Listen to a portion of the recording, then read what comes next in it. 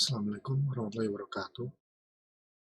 Selamat berjumpa lagi dengan saya pada kuliah PPKN ya. Hari ini pada kuliah yang ke-7 ini kita akan membahas mengenai Pancasila sebagai sumber dari segala sumber hukum ya. Minggu lalu kita sudah membahas Pancasila sebagai dasar filsafat negara. Nah, hari ini Pancasila sebagai sumber dari segala sumber hukum. Nah, apa maksudnya ini? Ya, Pancasila sebagai sumber dari segala sumber hukum. Nah, adapun pengertian Pancasila sebagai sumber dari segala sumber hukum itu maksudnya ya bahwa Pancasila itu sebagai norma dasar ya, atau basic norm bahasa Inggrisnya ya, atau Grundnorm di bahasa Jerman. Pancasila menaungi semua peraturan perundang-undangan yang ada. Ya. Menaungi peraturan perundang-undangan yang ada. Nah, dengan perkataan lain, Pancasila sebagai sumber dari segala sumber hukum, bahwa Pancasila itu menjadi landasan bagi semua peraturan perundang-undangan. Ya. Pancasila menjadi landasan bagi semua peraturan perundang-undangan. Atau ya, bisa juga diartikan bahwa semua peraturan perundang-undangan tidak boleh bertentangan dengan isi atau jiwa daripada Pancasila. Nah, dengan perkataan lain lagi, Pancasila itu bisa dikatakan sebagai sumber hukum yang menentukan isi hukum. Nah, itu jadi isi hukum di negara kita itu akan seperti apa? Nah, itu nilai-nilai yang terkandung di dalam sila Pancasila itu yang akan menentukan. Ya. Nah, ini terkait dengan yang tadi ya, bahwasannya semua peraturan perundang-undangan yang ada di negara kita tidak boleh bertentangan dengan Pancasila ya, isinya seperti itu.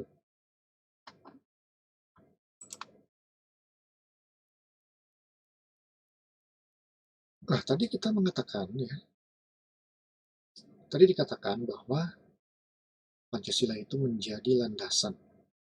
Pancasila itu menaungi semua peraturan perundang-undangan yang ada di negara kita.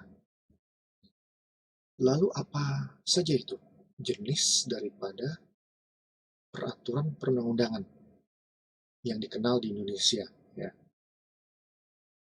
Nah, berbicara mengenai jenis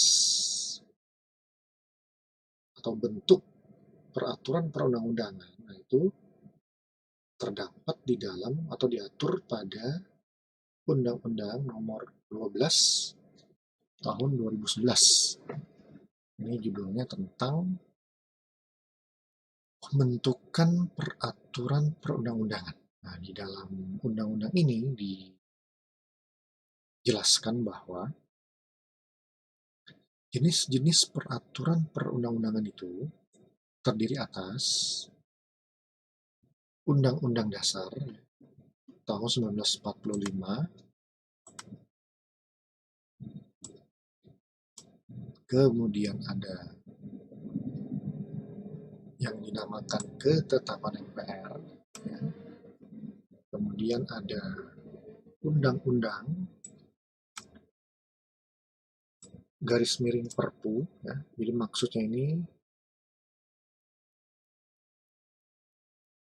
Perpu ini setara dengan undang-undang, ya.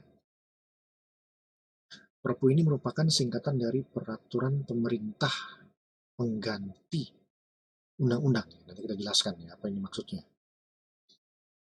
Kemudian ada peraturan pemerintah, kemudian ada peraturan presiden,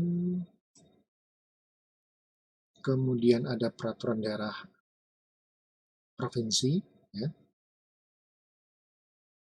Misalnya Perda Provinsi Jawa Barat, gitu ya. Kemudian ada peraturan daerah kabupaten atau kota, ya. Misalnya peraturan daerah Kabupaten Bogor, ya. Peraturan daerah Kota Bogor, contohnya. Nah inilah ya jenis-jenis daripada peraturan perundang-undangan yang dikenal di negara kita. Nah, semua peraturan perundang-undangan ini haruslah berlandaskan kepada Pancasila, ya. Tidak boleh bertentangan dengan Pancasila.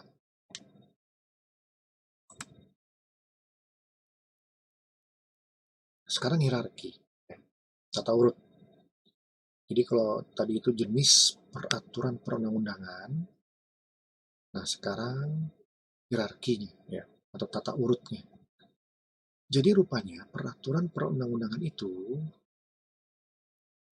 ada yang lebih tinggi, ada yang lebih rendah, ya.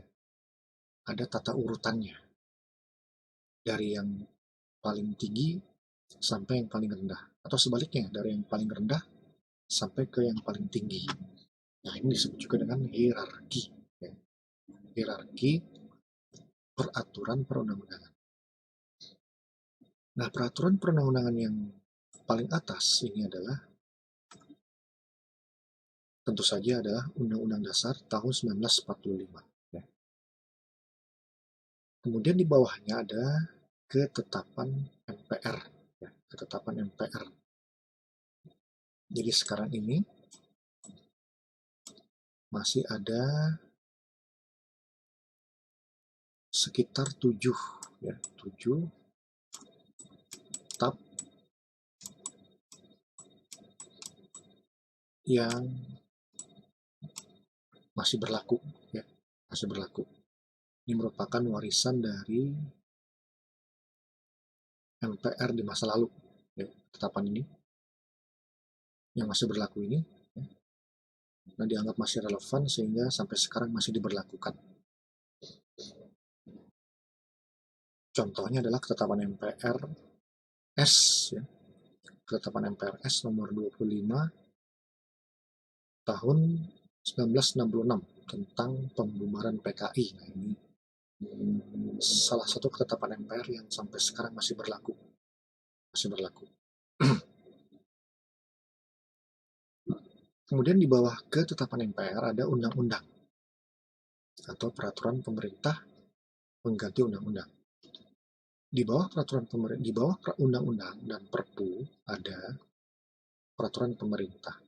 Di bawahnya lagi ada peraturan presiden. Di bawahnya lagi ada peraturan daerah provinsi. Terakhir yang paling rendah adalah peraturan daerah kabupaten atau kota. Lalu Pancasila ini ada di mana? Nah, tentu saja Pancasila ini dia menaungi semua peraturan perundang-undangan ini, ya.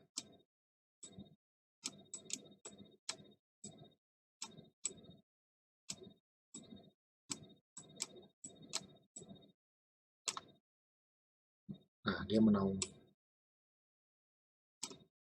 Lalu Pancasila itu secara formal adanya di mana? Pancasila itu dicantumkan di mana? Nah, Pancasila ini dicantumkan di dalam pembukaan UUD 1945, ya. Adanya di bagian pembukaan UUD 1945.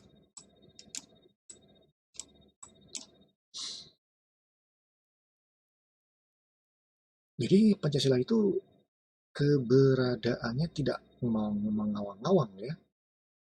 Tetapi jelas itu adanya di pembukaan UUD tahun 1945. Nah, bagian pembukaan ini sampai sekarang tetap dipertahankan ya, sebagai bagian yang tak terpisahkan dari UUD tahun 1945.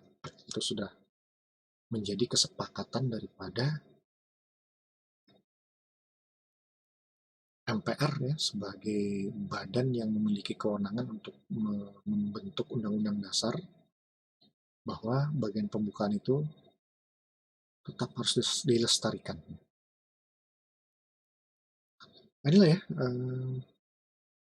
hierarki ya, atau tata urut peraturan perundang-undangan di negara kita ya.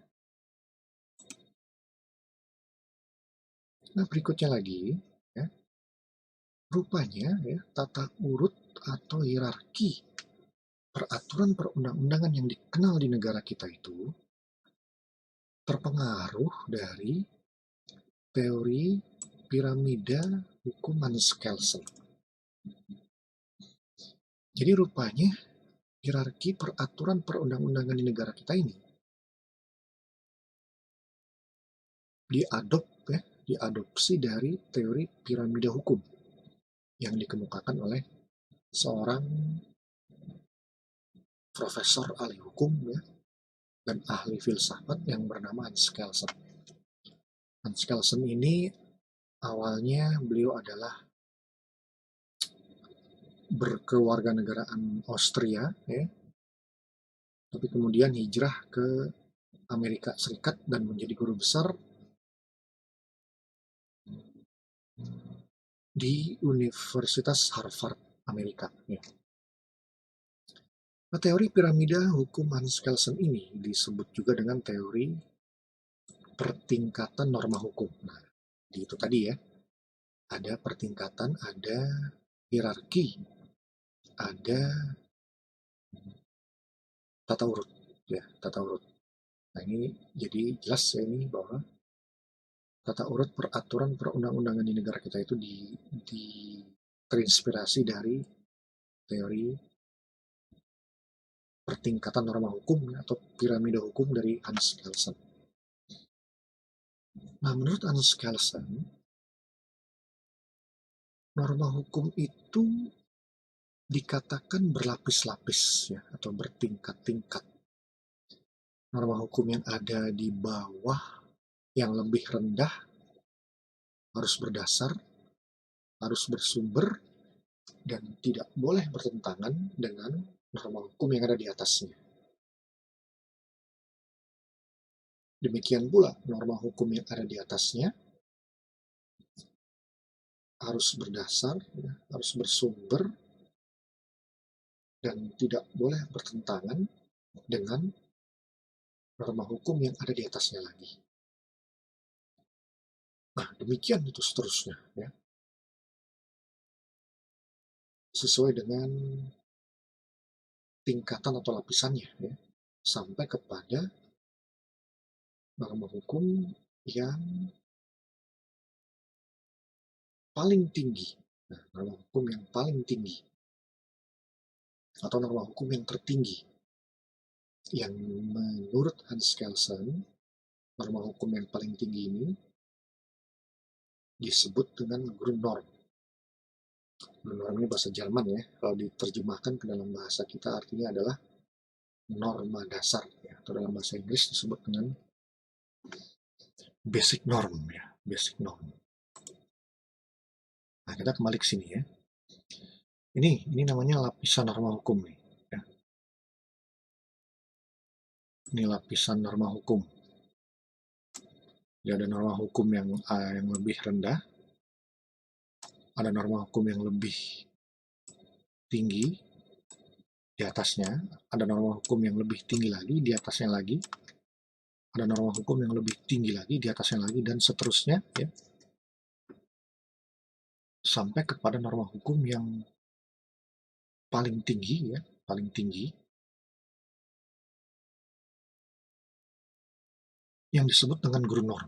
Nah, jadi yang paling tinggi di sini, nah kita lihat yang paling tinggi di sini adalah UUD tahun 1945 ya, tapi jangan lupa di dalam pembukaan UUD 1945 itu ada ada dasar negara kita, yaitu Pancasila. Jadi pada hakikatnya yang paling tinggi itu adalah tetap Pancasila, ya, Pancasila. Jadi Pancasila ini dia sebagai guru norm, ya, guru norm. Nah, norma hukum yang ada di bawah harus berdasar, harus bersumber, tidak boleh bertentangan dengan norma hukum yang ada di atasnya. Norma hukum yang ada di atasnya harus berdasar, harus bersumber, tidak boleh bertentangan dengan norma hukum yang ada di atasnya lagi. Norma hukum yang ada di atasnya lagi tidak harus berdasar, harus bersumber, dan tidak boleh bertentangan dengan norma hukum yang lebih atas lagi, dan seterusnya.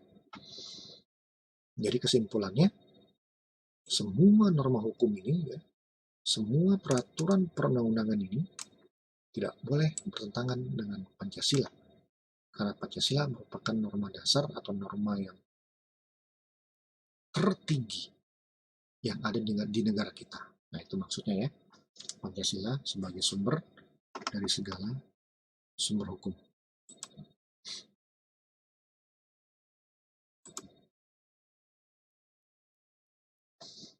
Nah, tadi dikatakan teori Hans Kelsen ini disebut dengan teori piramida hukum. Ya. Jadi Hans Kelsen itu dia menggunakan sebuah piramida. Ya. Nah, piramida yang bagian bawah itu tentu saja menampung peraturan-peraturan yang ada di bawah. Ya. Kemudian naik lagi ke atasnya. Ya. Naik lagi ke atasnya lagi. Dan pada akhirnya ini mentok di norma dasar atau norma hukum tertinggi ya, di sebuah negara ya. Jadi norma hukum yang paling tinggi ini seperti yang saya bilang tadi itu disebut dengan ground norm ya, ground norm. Ini kalau kita kaitkan dengan negara kita, maka ground norm ini bisa diartikan sebagai Pancasila itu sendiri ya, ground norm. Kemudian menurut Kelsen di bawah ground norm ini ada Staatsgrundgesetz. Nah, kalau kita konversi ke negara kita, Staatsgrundgesetz ini bahasa Jerman ya. Staatsgrundgesetz ini adalah UUD tahun 1945 dan ketetapan MPR. Ya. Nah, di bawahnya Staatsgrundgesetz ada Formelgesetz. Nah, ini kalau kita konversi ke negara kita, ya, kalau kita terjemahkan ke negara kita, Formelgesetz ini adalah undang-undang atau peraturan pemerintah pengganti undang-undang. Nah, yang paling bawah ini disebut juga dengan, kalau di negara kita ini disebut dengan peraturan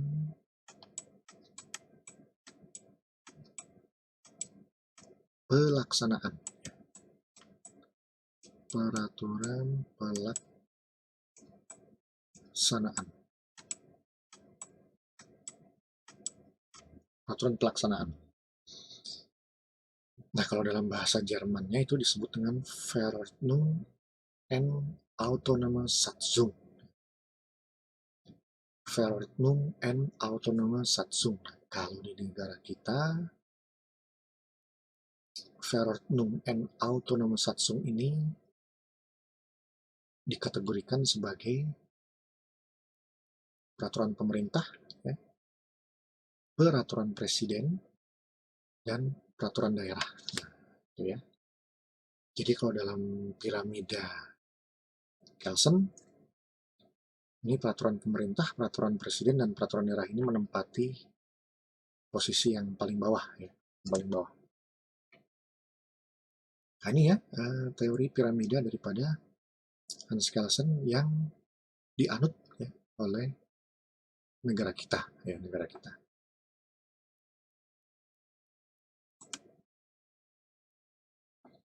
Nah, tadi kita sudah membahas mengenai jenis-jenis peraturan perundang-undangan, kemudian hierarki atau tata urut peraturan perundang-undangan. Nah, kemudian sekarang siapa yang membentuk peraturan perundang-undangan tersebut? Nah, jadi pembentuk peraturan perundang-undangan. Nah, UUD tahun 1945 itu pembentuknya ya adalah Majelis Permusyawaratan Rakyat.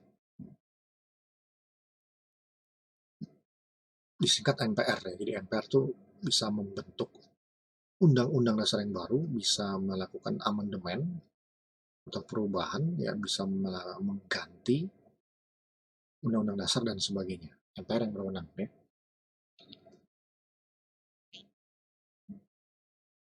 Kemudian,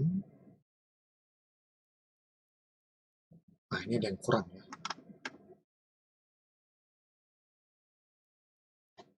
Kelupaan saya. Ini harusnya di sini ada ketetapan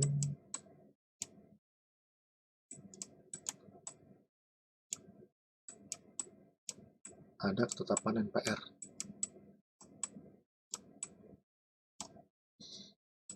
Ini tentu saja yang membuat ketetapan MPR adalah MPR juga ya, MPR juga.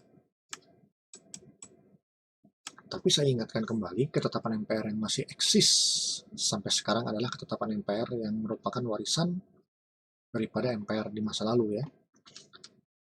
Yang masih tersisa sekitar 7 ketetapan MPR tuh yang masih berlaku. Tapi untuk kedepannya itu MPR itu tidak lagi mengeluarkan ketetapan ya. Jadi ketetapan MPR di sini adalah warisan ya dari masa lalu yang tetap masih dipertahankan keberlakuannya sampai sekarang. Di bawah ketetapan MPR ada undang-undang. Undang-undang ini pembentuknya adalah DPR bersama Presiden. Kemudian undang-undang itu sejajar ya atau setara dengan peraturan pemerintah pengganti undang-undang ya. Singkat Perpu. Nah, Perpu ini pembentuknya adalah Presiden ya, Presiden. Tapi untuk membuat Perpu ini ada syaratnya. Apa itu syaratnya? Nah, syaratnya adalah negara dalam kondisi genting yang memaksa. Negara dalam keadaan genting ya, atau bahasa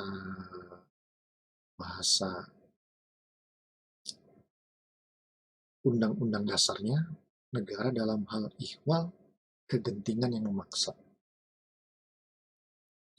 Baru itu presiden bisa membuat perpu ya, bisa membuat perpu. Kayak misalnya belum lama ini ya, pada ketika Indonesia masuk ke masa pandemi COVID-19, itu presiden menganggap kondisi ini sudah genting, maka presiden mengeluarkan perpu ya, mengeluarkan perpu itu kalau nggak salah Perpu nomor 1 tahun 2020 ya, tentang pemulihan ekonomi ya. Nah, kemudian di bawah undang-undang atau perpu, di bawah undang-undang dan perpu itu adalah peraturan pemerintah, PP. PP ini dibuat oleh presiden ya, tapi tentu saja tidak presiden sendirian yang bekerja membuat PP, melainkan presiden dibantu oleh para menteri-menterinya ya. Jadi menteri-menterinya lah yang sesungguhnya menyiapkan rancangan PP-nya ya. Kemudian setelah rampung ya rancangan itu, maka rancangan PP itu dibawa ke presiden ya, untuk dipelajari lebih lanjut oleh presiden, dan kalau presiden setuju maka rancangan tersebut akan disahkan oleh presiden menjadi PP, menjadi peraturan pemerintah. Nah, PP ini merupakan peraturan ya yang menjabarkan lebih lanjut isi undang-undang ya, isi undang-undang.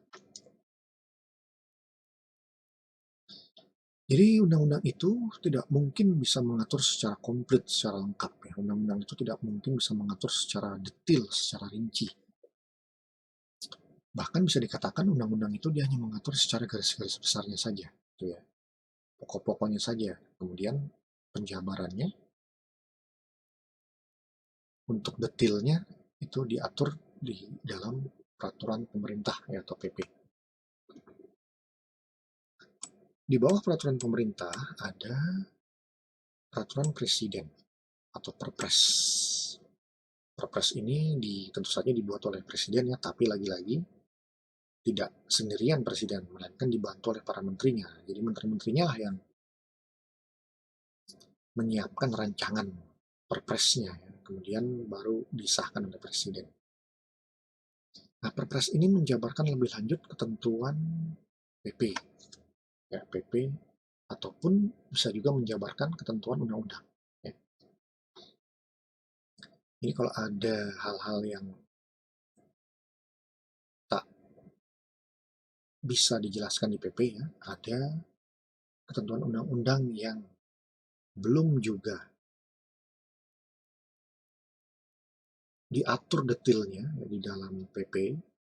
Nah, itu bisa diatur lagi di dalam peraturan presiden. Di bawah peraturan presiden ada peraturan daerah. Ya, peraturan daerah. Peraturan daerah ini dibentuk oleh DPRD bersama kepala daerah. Ya. Nah, kalau peraturan daerah provinsi itu berarti dibentuknya oleh DPRD provinsi bersama dengan gubernur. Kalau perda kabupaten, maka itu dibentuknya oleh DPRD kabupaten bersama dengan bupati. Kalau perda kota, itu dibentuknya oleh DPRD kota bersama dengan wali kota. Nah, itulah ya,